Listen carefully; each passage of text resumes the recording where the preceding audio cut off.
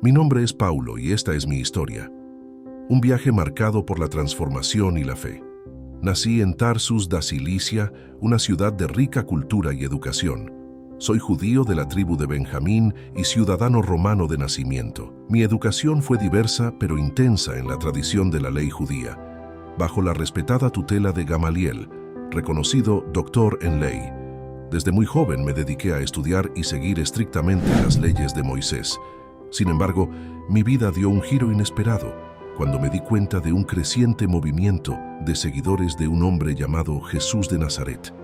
Afirmaban que él era el Mesías prometido, algo que, a pesar de toda mi devoción a la ley, no podía aceptar. Me di cuenta de lo arraigado que estaba a las tradiciones y leyes de mis antepasados. Viví inmersa en una ferviente devoción, creyendo que el verdadero culto a Dios estaba en la estricta observancia de la ley de Moisés. Sin embargo, cuando me encontré con el mensaje de los seguidores de Jesús, surgió un conflicto dentro de mí. Hablaron de un Mesías que no vino para abolir la ley, sino para cumplirla de una manera que yo no podía entender. Su mensaje de amor, gracia y redención desafió los fundamentos de mi fe de reglas y regulaciones. Estaba tan concentrado en la letra de la ley que perdí de vista su verdadero propósito. La ley, que yo creía el camino hacia Dios, se convirtió en una barrera que me impedía reconocer al Mesías prometido. Mi determinación de preservar las tradiciones judías me llevó a un viaje de persecución contra los seguidores de Jesús, conocidos como cristianos. Estuve presente y estuve de acuerdo con la muerte de Esteban, el primer mártir cristiano, y esto desató en mí una feroz persecución contra la Iglesia. Obtuve autorización de los principales sacerdotes para perseguir a los seguidores de Jesús en Damasco, buscando arrestar a todos los que siguieran este camino. En aquellos días, mi celo por las tradiciones que tanto valoraba me cegaba ante cualquier verdad que no se alineara con mis convicciones.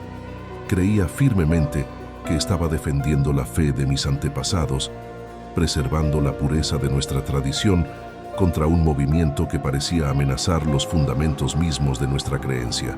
Sin embargo, ahora que miro hacia atrás, me doy cuenta de cómo la rigidez de mi comprensión me llevó por un camino de oscuridad y dolor. La muerte de Estebno, hombre de fe y virtud inquebrantables, debería haber sido una señal para mí. Su firmeza ante la adversidad y su gracia ante la muerte eran evidencia de una fortaleza que no entendía. Sin embargo, en ese momento, todo lo que vi fue la ley que reverenciaba.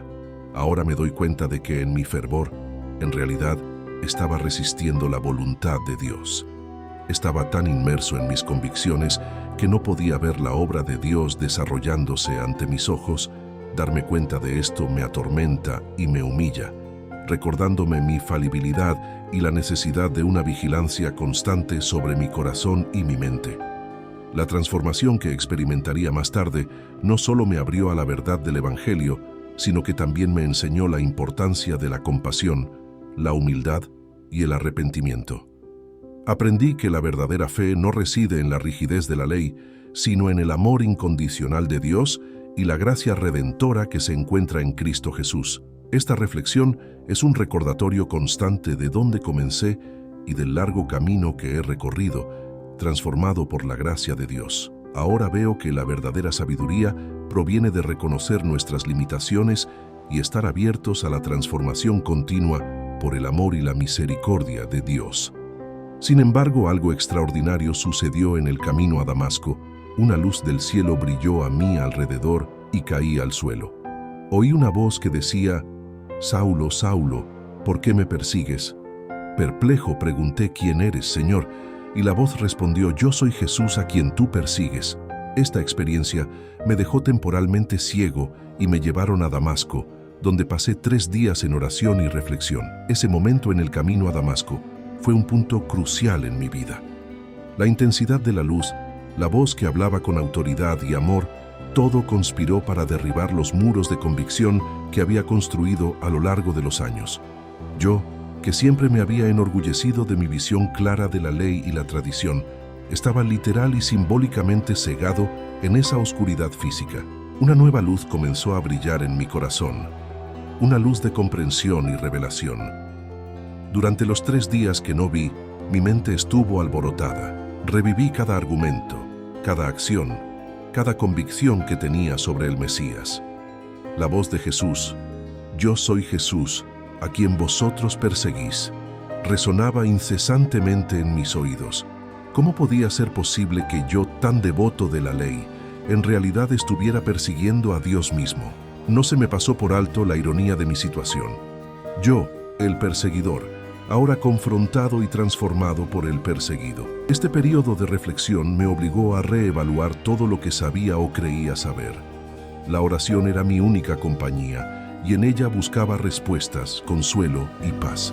Poco a poco, la resistencia que mantenía empezó a dar paso a una fe incipiente pero frágil. Esta experiencia me enseñó la humildad de una manera más profunda que cualquier enseñanza o norma.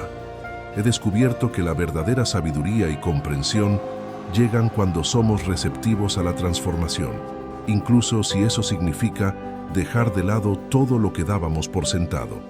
Fue un acto de entrega y aceptación de que los designios de Dios son impenetrables y que su gracia es capaz de cambiar hasta el corazón más endurecido. Mirando hacia atrás, veo este momento como el nacimiento de un nuevo Saulo que llegaría a ser conocido como Pablo.